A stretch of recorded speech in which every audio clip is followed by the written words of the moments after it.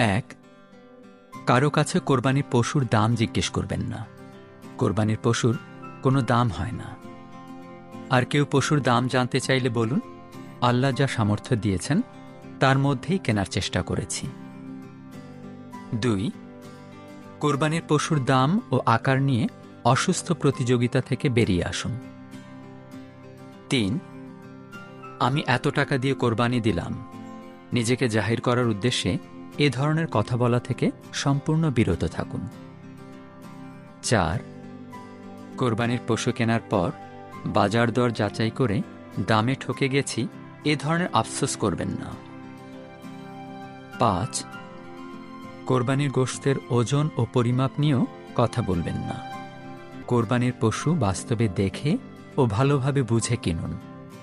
অনলাইনে কিনতে গেলে অধিকাংশ ক্ষেত্রেই ঠকার সম্ভাবনা বেশি।